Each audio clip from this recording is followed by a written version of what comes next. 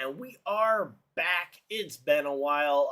Last time I was here on the channel was literally the championship race for the NASCAR Cup Series. So, yeah, it's been a while. I've been busy, had a lot of life stuff going on, but that's not what you guys are here for. We are here today to basically talk about and recap everything that's happened in the month of December for the NASCAR court case that has been going on. For those of you guys who are either new here or have been oblivious to the goings on the legal side for NASCAR, for the last roughly 15 months or so, they've been in a NASCAR has been in a legal battle with two of their race teams, Front Row Motorsports and 23XI Racing, over the new charter agreement that was signed by the other 15 teams back in September of last year. I do have a timeline that we'll be going over of a lot of the key details I want to outline. But, yeah, so that's going to be the big thing we're going to be talking about. Also, obviously, if you guys have any questions or anything you guys want me to touch on, feel free to put it in the chat. I'll respond to all the messages when we get to it. But, yeah, I'm going to go ahead and I'll put up my timeline. I threw together this timeline based on stuff that was said in court and other news articles from the last 10 years. Yeah, it's been a lot of work putting this together this week, so hopefully you guys enjoy, and yeah, let's go ahead and get right on into it. So here is the tentative timeline, and I know it's a lot of text. We will be breaking it down, but I think it's only fair, at least for talking about what led us to this court case, that we go in chronological order. So we'll start all the way back in January of 2015, a year before the charters were even signed, and then we'll that'll take us all the way through the history with all this. So again, a lot of stuff to go over, but yeah, again, we'll go ahead and outline this piece by piece. So yeah, the first item here on this, and unfortunately, I think the only way actually I can keep the on another screen here. There we go. That way I can see it without having to cover it up. So the first thing that happened was all the way back in January of 2015. There were some serious rumors spreading that there was a realistic possibility that the teams could be organizing and running some unsanctioned races using their NASCAR stock cars. So just to give you an idea as to what they felt was causing the what caused NASCAR to feel like they needed to do the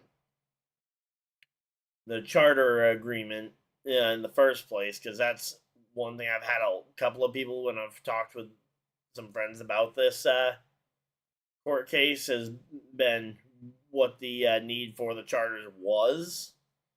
And yeah, there was a real need for the charters, especially back in 2015, because again, at the time, let me see if I have this written down, because I also have some notes that didn't end up making it into the some notes that didn't end up making it into my timeline here. Give me 1 second.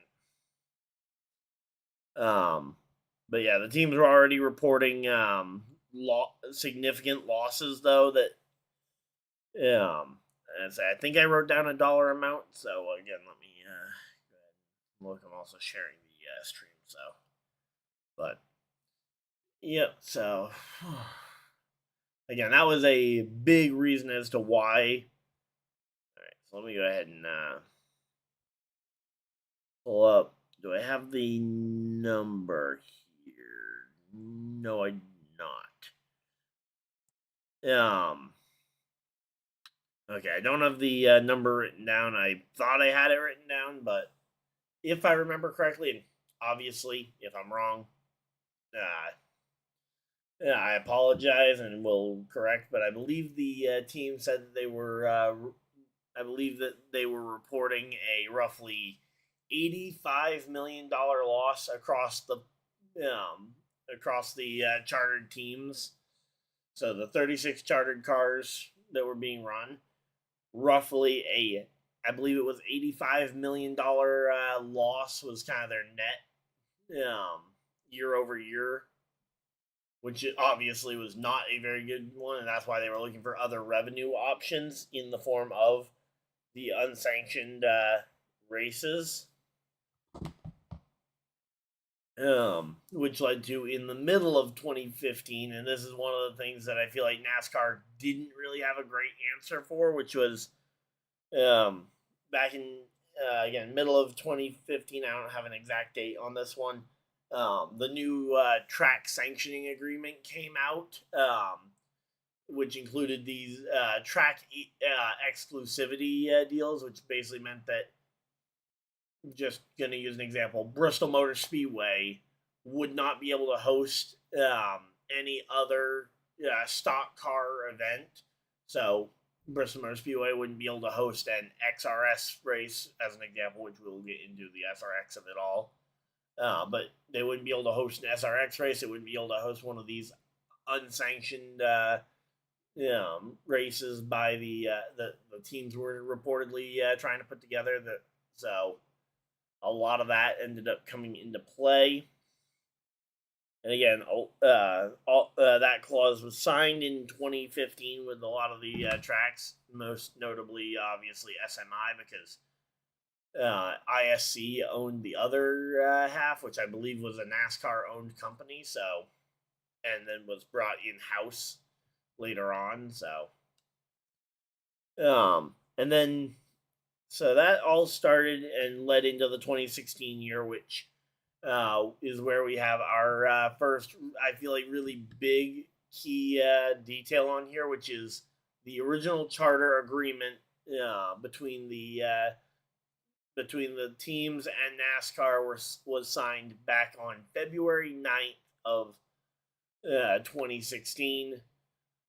So February 9th, 2016, the charter deal was signed. 36 charters were given out to the representative teams. No more than 4 charters per team. I feel like a lot of this is stuff that a lot of NASCAR fans know, but I'm going through piece by piece to hopefully, one, if there's anybody who's a relatively new NASCAR fan who might not have known. But those were kind of the rules that were set in place back then. And again, the teams did not have to, I don't believe, had to pay anything for those charters, and that was actually something that they hammered home during the lawsuit, was that there was that the teams didn't actually pay anything to acquire the charters initially. So especially a lot of your like Rick Hendricks, your Roger Penske's, a lot of them, I mean, none of them ended up having to buy. Well, Penske had to buy an additional charter, but like Rick Hendrick, he was given 4 charters. He had 4 full-time cars when the deal was first signed. He never had to spend $1 on a charter, which later have been going for upwards of like 40 million. I think 45 million has been some of the things we've heard. So yeah, it's definitely big that, again, that charter deal is what led into everything else, which I believe that was an 8-year contract or whatever. So that deal is set to expire at the end of the 2024 calendar year. So from 2016, for a long while, it was really I feel like the matter was all but forgotten for the most part. Then I have it on the timeline as well. That back in March of 2019, I don't even really remember too much why I outlined it, but yeah, I have it on here that Roush Fenway Racing wrote a letter to NASCAR essentially saying, "Hey, we need more money to be able to sustain ourselves." So obviously, that being a big thing of, okay, teams are starting to realize, hey, even with the increased payouts that we get from the charter agreement, it still isn't really enough to sustain ourselves. So that was definitely a thing I think that was notable. And I was kind of surprised that when looking back, I couldn't find any other teams asking, but Roush Fenway, obviously, a very substantial team to both NASCAR's history and even to this day, they currently hold 2 charters and are in the process of trying to figure out where they're going to find a third one, which is going to be a really interesting one to follow as we go beyond this current court case now that we have the charters solidified. But again, after 2019, that's also when NASCAR bought ISC, or basically took ISC back in house so they could privatize the business and essentially didn't have to answer to shareholders as much when it comes to making decisions for their company, which gave them a lot of freedom of schedule to be able to, like, hey, take a race away from Richmond to open up the schedule for, say, the Chicago Street Course or Mexico City. So that was another big one, and probably should have found a spot on my timeline here. It was a tight timeline, obviously. So, but again, everything stayed relatively quiet again until it came time to start talking about the charter draft, and that was the main thing that this timeline outlines. Because there are some things that aren't on here that I want to get into. Most notably, when we get into 2023. In fact, actually, we'll get to that right now. Pull up my notepad.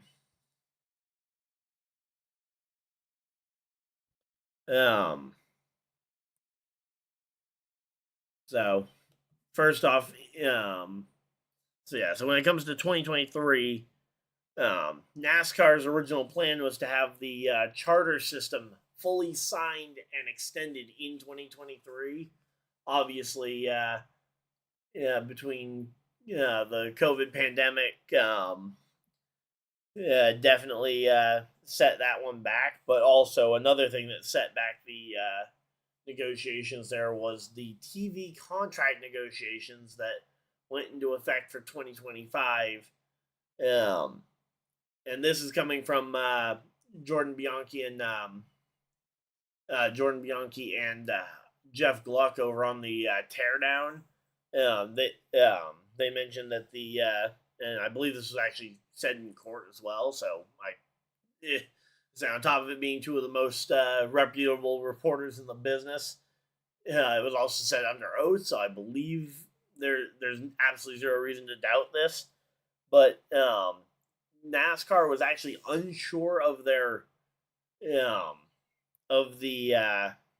TV deal, in particular of their partners not named NBC and Fox, the 2 new partners between TNT and Prime Video. They were unsure of either of those partners until very late in the going. I don't have an exact date as to when they secured either of those, but I do have that neither one of those was signed in by September of 2023. They still had not been able to secure a confirmation from Amazon and Prime Video or from TNT and Turner Sports to see if either of those would be coming on board, which obviously that's essentially a 10-race stretch, so a third of your season was not covered at that point, and you really can't. It's really hard to establish a charter deal when you don't know what the future of the media rights or the money from the media rights is going to be. And that is a quote that Jim France said repeatedly during his time on the stand, which we will get into that as well, because that's another one. But yeah, so again, the original plan was to have the charters extended, but between the COVID pandemic setting a lot of things back and the TV, and more notably the TV media rights deals not coming together until very late in 2023, kind of pushed a lot of these negotiations back. And again, they had to, the just going to reiterate this, that the charter agreement that was signed in 2016 ran through the end of 2024, so they only had essentially 1 year remaining to go ahead and get this done. So, if we go back to our timeline in December of 2023, so immediately following the signed,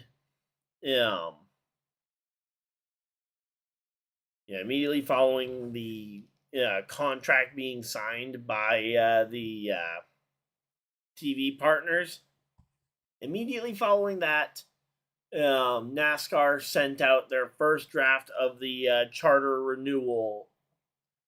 Well, on the timeline, I used the word charter renewal. Basically, just the current negotiations is what I am referring to when I say that. So, I don't know if that's necessarily the legal or technical term that should be held, but yeah. So the first charter draft, or the first draft of the charter proposal there, was sent in December of 2023. And again, a lot of these charter proposals are going to be sent back and forth, so we're going to rattle through some of these dates somewhat quickly, but we'll go back over them. So, the next charter proposal didn't come until 6 months later in May of 2024, and again, I don't have a date on this one for sure, but sometime in May 2024, a second draft of the charter proposal was sent to the teams, and also during that month, Jeff Gordon replaced Curtis Polk as the team's lead negotiator, as NASCAR and their executives said that Curtis Polk was not the easiest guy to work with, and they found it a lot easier to talk through a lot of these things with Gordon, and not talking about them with Curtis Polk, who is a 23XI team executive. So Jeff Gordon taking over that role, a fairly big change there for the negotiations, as obviously Gordon is going to have slightly different opinions to Curtis Polk, and Curtis Polk being an executive for the team that ended up not agreeing with these things. So then after May, again, it goes quiet for about a month and a half, 2 months. Teams receive two drafts actually during the month of August. So they receive the first draft, or the third draft, I'm going to call it. The third draft of the charter renewal back on August 14th. And inside of that, NASCAR essentially put in there that a charter deadline, or a deadline for the renegotiation for September 1st. So that's going to be a big thing to keep in mind, is that September 1st was was a deadline put in place back on August 14th. So about 30 days prior, about 15 days prior. They were essentially given a 2-week warning, like, hey, we intend to have this all wrapped up, so here is your third draft. Let's try and have this wrapped up within the next 2 weeks. And then between then and the second charter proposal, the teams suggested that that the first was a little bit tight for a deadline, so NASCAR, when they revised it for the for the fourth charter proposal, which was sent on August 30th, NASCAR had outlined that that essentially the deadline had been extended to September 6th. So again, they've known about the deadline for 14 days. That they got a 14-day warning. They said that was a little bit tight, so then it was extended from then to the end of the business week, which was Friday, September 6th. So that was the second that was the extended deadline there. The teams from their August 30th. Yeah, so following that August 30th charter proposal, the teams went through with Gordon and revised the agreement, and on September 5th, sent back their revisions to NASCAR, at least according to, I believe it was Steve O'Donnell who said this in court, that NASCAR was happy with the changes that were made to that one, and essentially they went and wrote those into the charter agreement that they were going to send on the infamous September 6th deadline that, again, had been known about for 14 to 20 days roughly out from there, that, hey, there is going to be a hard deadline coming up. And that's when NASCAR sent their take it or leave it offer. Now, again, the original deadline outlined, I believe, end of business on September 6th, and obviously that did not come into fruition. And again, I believe this was, I can't remember which Steve it was. It was either O'Donnell or Phelps that said this, that they had intended to send it, the thing early in the day. They had it written up by like 9 a.m. On the 5th. But because Jim France had agreed to have a personal phone call with Roger Penske specifically before each and every one of these drafts went out, ultimately it delayed them being able to send out the draft to all the teams, including Penske, until I think about 4 to 5 p.m. on Friday. So NASCAR last minute went and changed the deadline to, you have until midnight to sign. And that's where the kind of infamous, oh, here, you can take it or leave it charter agreement came from. Again, I find that wording to be a little bit dubious when it comes to the take it or leave it part of it.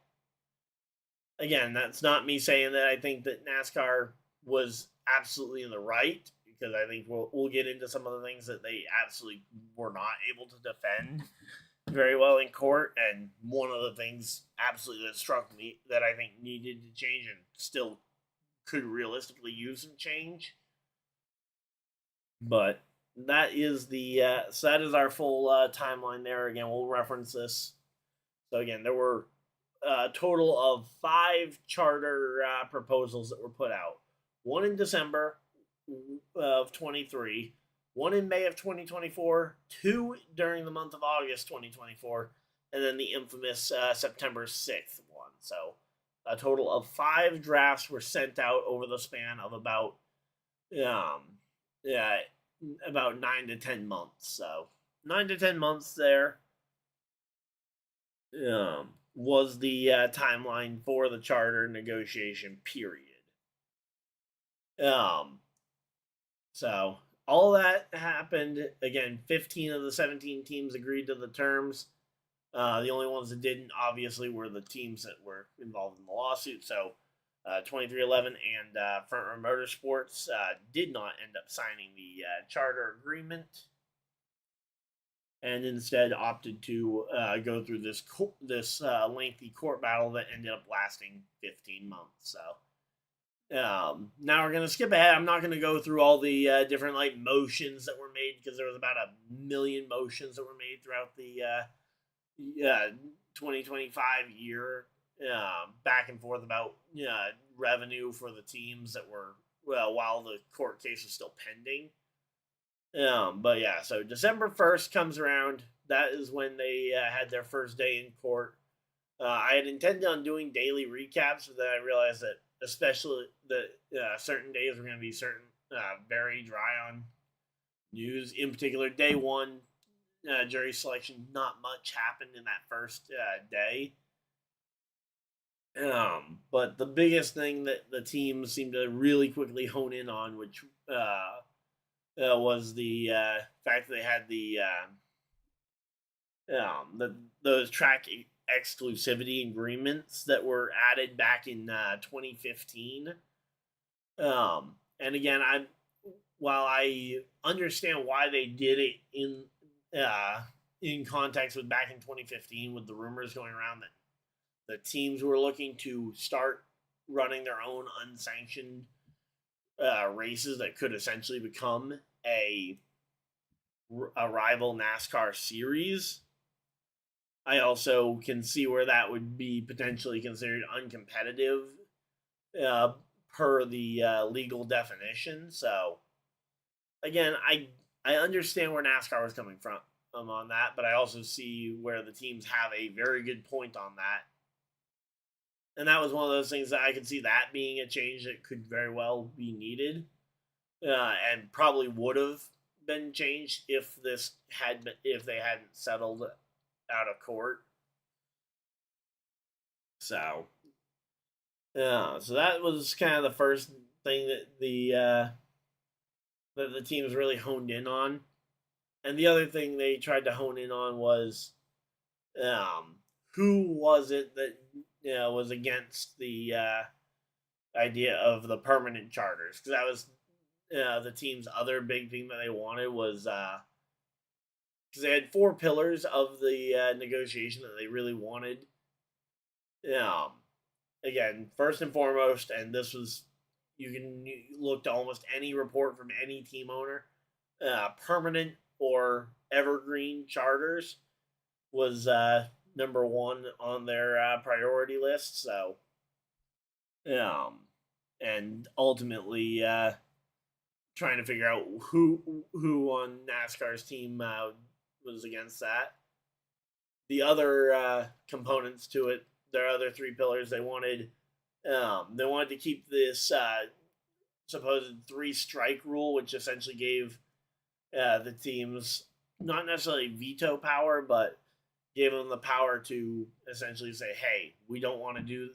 Say when NASCAR brings up something, the only example that they gave of it ever having actually been used was for the 2018 Charlotte Roval race. The teams essentially said, "No, we don't want to run the Roval," but ultimately they only struck it once.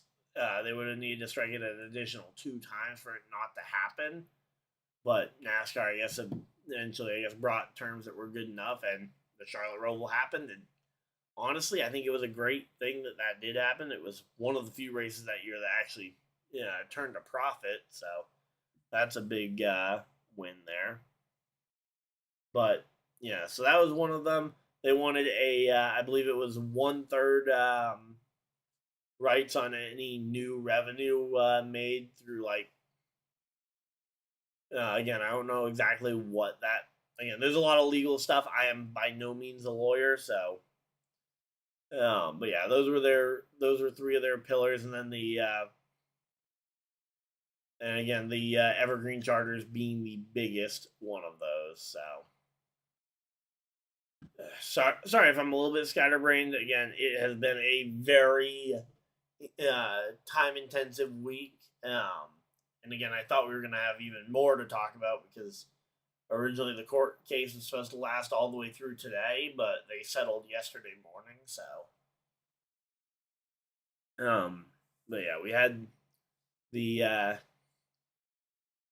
so yeah, they were honing in on who was against that, and pretty much every NASCAR executive kind of honed in on pretty much immediately that yeah, it was Jim France was the one that was super super against the idea of the evergreen charter.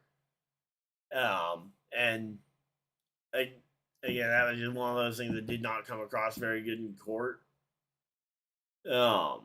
Because Jim France, when he was on the stand, really, for being the CEO, owner, and chairman of NASCAR, he really could not give very many, if any, quality answers to anything, especially on day one of his testimony.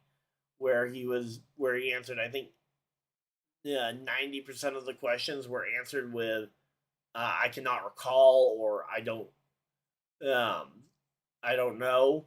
And for a chairman and CEO, I find that one a little bit questionable as to the honesty of it, and two, um, how one, to the honesty of it, and two, the confidence that instills, or lack thereof confidence that instills in everybody around you. If the head of NASCAR, the owner and CEO, uh, can't recall, and some of these were basic details that they couldn't recall, so that was insane. But yeah, so again, those were kind of the two things that the teams honed in on, and two of the things that I feel like the teams didn't really have a great answer for, or not the teams, the NASCAR didn't have a great answer for. So, and I feel like that was the if NASCAR was going to lose in court, those are probably ultimately going to be the two things, in particular the track exclusivity agreements and the lack of confidence in Jim France, were going to be the top two things that were going to stall out NASCAR's chances with the jury, which makes a ton of sense as to um, why NASCAR would ultimately want to settle. And obviously, we knew coming into the court cases they were already kind of looking to settle. Michael Jordan, he indicated, I believe it was on day 2 of trial, that he really wasn't looking to settle. Like, yeah, maybe if he felt like it was worthwhile, and ultimately the settlement they did come to was basically NASCAR giving them 90% of what they had asked for, including the biggest components. So, yeah, I feel like the teams felt like, hey, we're getting 99% of what we asked for, and if we leave it to the judge, who knows what or if anything we'll get from him. And there's always a chance that the jury comes back and does not rule in your favor, because that's one thing about court proceedings, is that if anyone can tells you that, hey, I know for a fact how this jury is going to decide, until after they read their verdict, they're lying, because juries are definitely unpredictable, and it is extremely hard to with any certainty guarantee how a jury is going to decide something. So again, I get why the teams ultimately settled, especially after seeing some of the details from it. And let's get right into the settlement, because I feel like that's going to be a big thing here. So ultimately, NASCAR brought to the teams a revised charter agreement that included evergreen charters that would be, upon the renegotiation of TV rights deals, they'll be able to renegotiate the actual like percentage of revenue and how much money the teams will be getting as a part of being a chartered team. But what will not be up for renegotiation is whether or not the teams get to retain their charter. So that is a big component. So essentially, permanent charters. Again, the dollars might change here and there a little bit. The other thing they got is more money, and for an exact dollar amount on how much the charter teams are getting paid, we don't know. We don't know how much that the exact number is still private, but we do know that they got more than what they were originally than what was originally offered to them. So the teams did get more money. They got the evergreen charters. For the 3-strike rule that was originally fully taken out in the charter agreement, that the team signed back in 2024. Um, so they didn't get that back per se. Essentially, they got a revised version that had a 5 strike rule, so it's a little bit longer. So it takes a little bit more effort to get a veto going, but they do still have a version of the 3 strike rule. So I would say that that's 3 of their 4 components met. And they got the 1/3 revenue split of the international TV deal. So they are getting a percentage there in addition to any new revenue that may come from NASCAR's IP, which I believe would be in retrospect to the next gen car. So, like if they go and bring in a ton of revenue from something like another Garage 56 type entry at Le Mans or some other big revenue get for through the use of the next gen car. The charter teams now have essentially a part ownership stake in that, so they'll be able to make some extra money there as well. So a lot of things going the team's way, a lot of things that the teams wanted going their way. So again, a lot of positives for the teams here. As someone who was not in the courtroom, I obviously was having to follow the court case through the lens of different reporters. So like other popular reporters. So we got, as I mentioned, the teardown with Jordan Bianchi and Jeff Gluck. That was a show I was watching every single day, trying to follow the court case.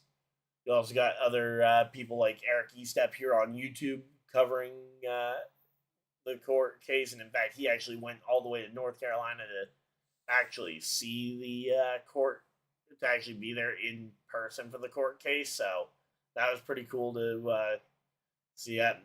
Yeah, so if I'd known one, that it was open to the public, and 2 had the ability to travel this past month, I probably would have tried to make it a point to be down there for it, because I would have loved to have been able to take notes and actually tell you guys what I saw firsthand.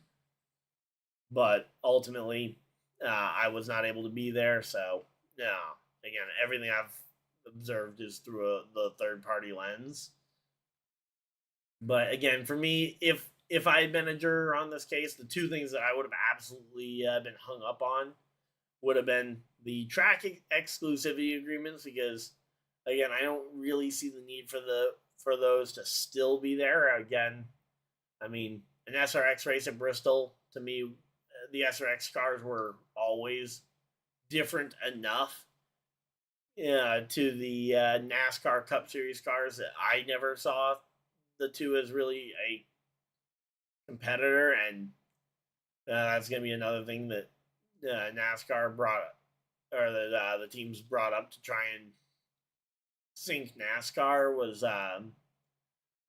some of their comments. Specifically, I believe it was Steve Phelps's comments about how about the next gen car, or not the next gen car, sorry, the SRX series, and about how that they needed to quote unquote stick a knife in that trash series, which apparently, according to what was said on the stand, was a lot of those comments. And they actually had a meeting in February of 2020. This was actually originally on that timeline that I had to cut because it was getting too full. But yeah, back in February 2020, they actually had a meeting outlining the the SRX, and talking about specifically, one is what they're doing different enough that it isn't infringing on NASCAR's treading too close to NASCAR. But apparently, a lot of this was brought in because of an executive at NBC who was worried about it. Let me see if I have that. I have the person's name written down. I don't have it there. Notepad. So I was jotting down notes while listening to a bunch of this stuff. So No. Yeah, I do have the name. So, yeah, NBC executive Sam Flood was apparently the NBC executive who was most concerned with the SRX. NASCAR's lawyers looked in and they ultimately decided that there wasn't really any legal action to be taken. So, again, NASCAR proceeded as quote unquote business as usual at that point. Um, Hard to really say if anything that NASCAR did kind of caused the SRX to inevitably shutter. I think a lot of the thing that caused them to shutter is one, midweek racing, trying to race on when they moved from running on Saturday nights to Thursdays when they moved to ESPN. I feel like Thursday is just a much harder date to try and rack up viewership numbers on a Thursday night. Um, so I think that that was a big thing. That and the amount of crash damage that they had in that series was immense, and was considering the fact that they didn't have any like NASCAR team or they didn't have any teams. All the cars were built and prepared by the series. That was always going to be an expensive endeavor for the SRX to try and maintain. So, yeah, that's again, I'm not sure that anything NASCAR did really sunk the SRX. I don't think if the SRX had been allowed to say run a race at Bristol or run a race at Dover, I don't think, or even Charlotte or any of these other tracks, I don't think that any of those would have. I don't think any of those things would have changed anything in how the SRX eventually went down. So, yeah, that was one of those. Yeah, that was one of those things that I wanted to mention. There was because the SRX obviously is the only real modern example of a competitor series, and ultimately the judge did rule that NASCAR did have a monopoly on premier stock car racing. So, but I think that is most of the stuff from the actual trial. Obviously, there were the Richard Childress comments that I don't really want to get into on here, but yeah, NASCAR commissioner Steve Phelps said some less than ideal things about Richard Childress, leading to, and I've seen a lot of people still calling for his resignation. And I wouldn't be opposed to it if you, because again, some of those comments were really not great, but again, I don't know for sure that we're going to see a resignation there.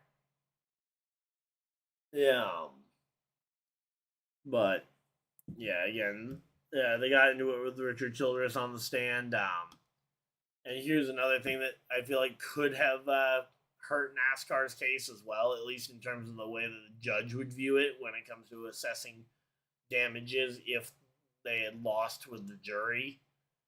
Um, which is they when Richard Childress was up on the stand, they brought up a potential sale that was discussed between Richard Childress and his business partners and I believe it was Bobby Hillin Jr.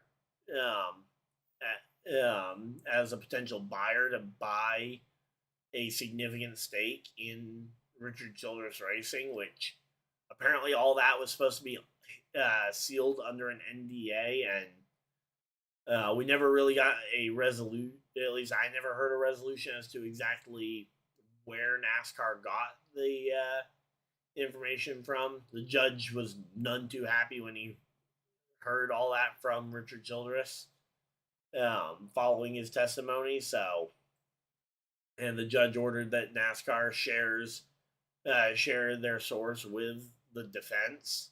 Which again, I don't know what their source was. I'm not a part of the defense, so I don't know. But yeah, ultimately, the trial did continue. So at that point, so I assume that NASCAR shared their source, and either it was legal or the judge may have given a warning to the jury to, hey, disregard the any testimony regarding this sale or potential sale. But ultimately, again, a lot of that I feel it was kind of just was more so distraction from the point, and more so meant to kind of just one, fill up time, and two, to just throw mud back and forth, and hope that more of it stuck to NASCAR than to anybody else. And ultimately, in terms of the court of public opinion, I mean, I feel like NASCAR was definitely losing the battle on the court of public opinion, because there were a lot of people calling for them to lose the second those text messages came out, or even, and in some cases, even before that. So, but yeah, again, a lot of the whole Richard Childress of it all, I felt it was a lot of slinging mud that didn't really amount to much in terms of the in terms of the importance and impact. So, but yeah, moving on past that. So again, I mentioned the track exclusivity agreements. That was one sticking point for me. The other sticking point for me is, one, I didn't realize just how old Jim France was. He's 81 years old, but between that and the amount of I don't knows or I can't recalls, especially from day one of his testimony. Again, day two, Jim France answered a few more questions, and ultimately kind of conflicted with a lot of his I don't knows from the previous day. But yeah, again, Jim France, with the amount of I don't knows, I almost feel like it might be time, and I was saying this even before the court case began, that I feel like Ben Kennedy is a better face from the France family. For those of you guys who don't know, Ben Kennedy is the I believe he's the son of Bill France Senior, or Bill France Jr.'s daughter, I believe is where that one comes from. But last name Kennedy, but he's still part of the France family. So, so he is a direct descendant there of the France family. So, yeah, he's a blood relation there to Jim France and all that. So, last name is different, but he is definitely a part of that family. So, again, Ben Kennedy, I feel like, is a much better face of the franchise. He's one on the younger side, so one, he could lead. He is definitely going to be the future of the sport, because Jim France at 81, who knows how much longer he'll be around. But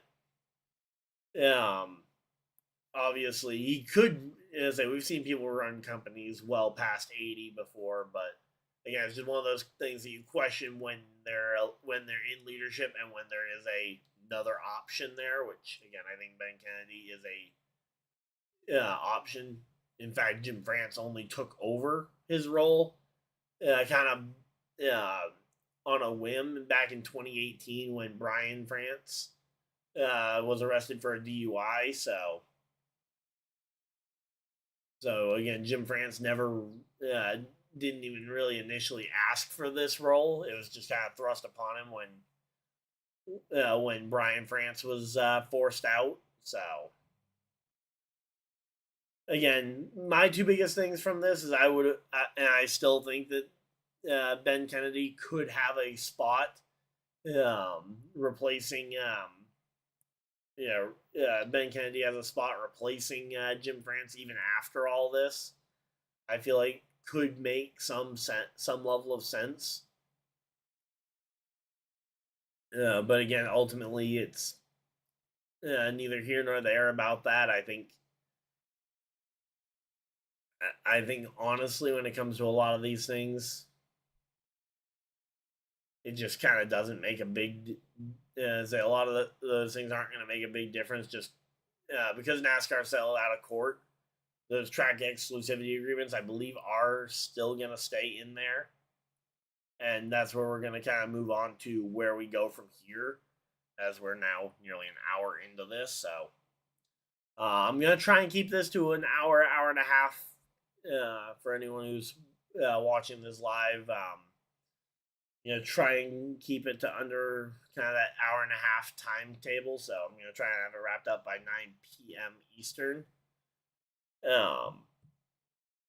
But yeah, so where we go from here, that I think is the next big kind of item on the next big item to talk about here, which I say again, we got details courtesy of Bob Pockris on from NASCAR on Fox, releasing a bunch of details about the new charter agreement that we kind of outlined earlier. So again, evergreen charters that are essentially permanent. Now there is some unspecified version of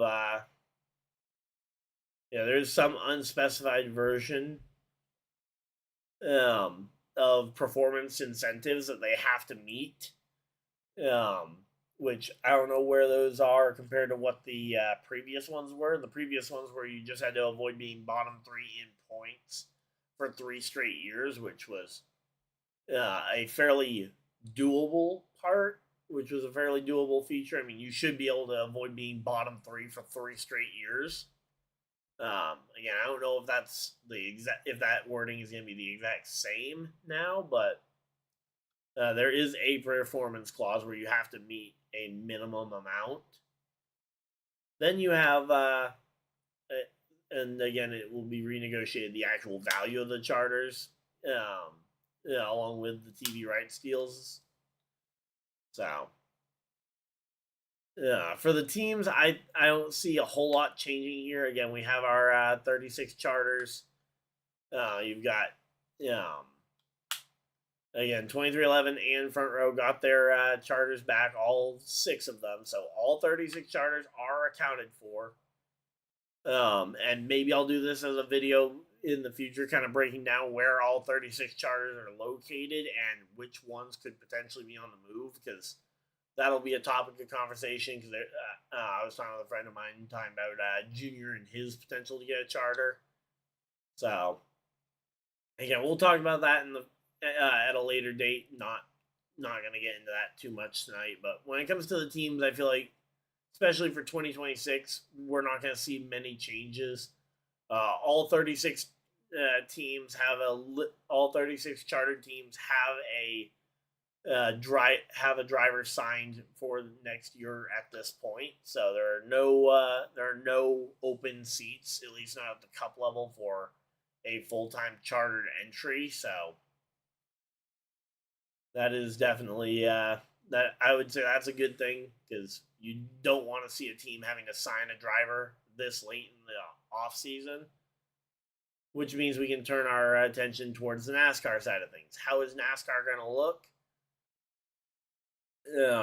We don't know yet the points format. I am hopeful that we'll now that we're through the trial, that NASCAR can now put 100% of their effort into figuring out a new points format, because I think almost anyone who watched NASCAR in 2025 will tell you that pretty much everybody was getting pretty tired of the one race championship finale, especially now where people stand on the idea of, okay, do you go to a 3-race final round with knockout rounds? Do you go to an older school like 10-race chase, similar to what we had in 2010, 2011?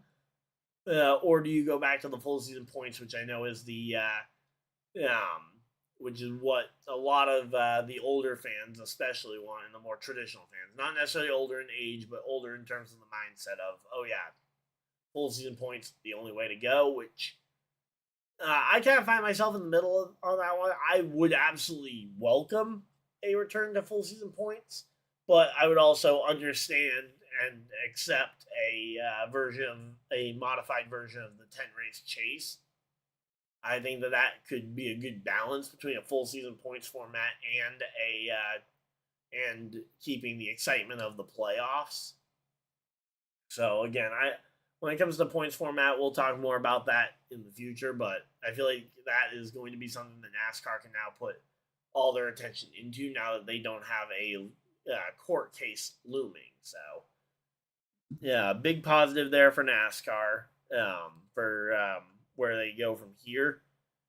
Let me pull up my other a couple other cliff notes before we hop into the end of this.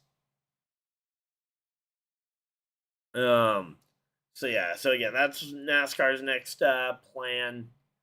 Again, what ends up happening from here? The question is ultimately going to come down to, and this is kind of the thing that I said the whole time, and the thing that I was not a big fan of when it comes to the charter system on a whole is I am worried for the potential for new teams coming in because now there is saying even going back to the 2016 charter model, it's a lot harder for a new team to come in. I mean, 23XI needed Michael Jordan level money to be able to come in and be able to help finance buying charters to be able to come in. Trackhouse Racing, another new team that has been very successful recently, needed Pitbull, a world-renowned rap artist, and his level of money to help finance their start. I mean, literally both of the notable new teams that have come in the last, because really I think those are the only big new teams to come into the sport in the last 10 years, and they both needed substantial, and I mean substantial levels of funds. So again, I just see it as where it's going to be very hard to see where any new team, like a potential, it was rumored for years that Andretti could potentially make a NASCAR comeback, which at this point I think that those rumors are all but squashed. So, but yeah, I think that is pretty much everything. Unless anybody in the chat has anything they want me to talk about, I think we're going to be able to wrap this up at right about an hour long. So I guess I'll talk about the future of the channel a little bit here. Again, I'd been busy the last month or so, just kind of with some other personal stuff, behind the scenes stuff. But absolutely, when we get back around to NASCAR season coming back, I will absolutely be streaming every single race live here on the channel as I did the last couple of years. I am still intending to hopefully do at least some NFL playoff games and and maybe even some late season games, but I don't really know at the moment because I am still also working on plans to try and bring back some consistency on both fronts here and on my gaming channel, which if you guys don't know, I do have a gaming channel. Link to that is in the description. So I have not fully outlined everything, and hopefully I'll have some more answers for you in the future, but definitely expect some more shorter form videos, not just long live streams like this. If you guys do enjoy these kinds of live format videos, feel free to let me know, and I will absolutely consider trying to make these a staple as well. But yeah, expect some shorter form, like 15, 20-minute videos of me talking about playoff formats, potentially outlining where the charters all stand at this point, and potentially Daytona 500 entry list. But yeah, those are all things that will be coming in the future. Hopefully you guys had a good time, and I don't know if I'm going to have another video before Christmas, so hopefully you guys enjoyed. Merry Christmas to you all, and yeah, I will see you guys in the next video. Live stream, whatever you guys decide to do with the rest of your night. Have a great night, everybody, and goodbye!